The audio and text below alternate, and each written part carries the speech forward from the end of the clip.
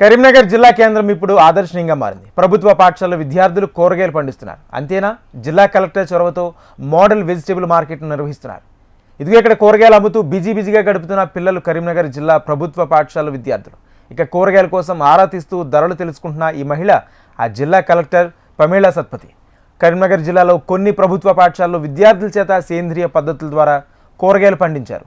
సేంద్రియ పద్ధతి ద్వారా కూరగాయలు సాగు చేయడం ఎలా అనేవి విద్యార్థులు తెలుసుకునేలా వారితో పంటలు సాగు చేయించారు అధ్యాపకులు.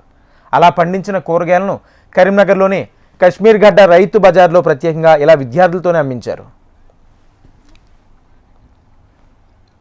కరీంనగర్ జిల్లా కలెక్టర్ పమేళా సత్పతి ఈ మోడల్ వెజిటబుల్ మార్కెట్ కార్యక్రమాన్ని శ్రీకారం చుట్టారు. జిల్లాలో ఎంపిక చేసిన 12 ప్రభుత్వ పాఠశాలల నుంచి 60 మంది విద్యార్థులతో కరీంనగర్లోని కశ్మీర్ గడ్డ రైతు బజార్లో మోడల్ వెజిటబుల్ మార్కెట్ కూరగాయల సంతను ఏర్పాటు చేయించారు. ఈ మార్కెట్ను జిల్లా విద్యాశాఖ ఆధ్వర్యంలో జరిగిన ఫౌండేషన్ సహకారంతో ఏర్పాటు చేశారు.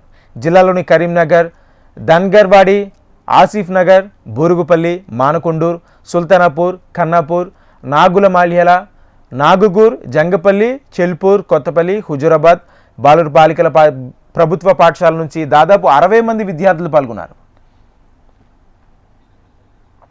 ఇలాంటి కార్యక్రమాల ద్వారా విద్యార్థులకు సేంద్రియ వ్యవసాయం గురించి తెలియడంతో పాటుగా పిల్లలకు బిజినెస్ స్కిల్స్ను అర్థమయ్యేలా చేయడమే ఈ కాన్సెప్ట్ ముఖ్య ఉద్దేశం అంటున్నారు జిల్లాధికారులు. మనం తినే ఆహారాన్ని అందిస్తున్న రైతులు కష్ట నష్టాలను స్వయంగా తెలుసుకోవాలనే ఇలాంటి కార్యక్రమాన్ని ఏర్పాటు చేశామంటున్నారు.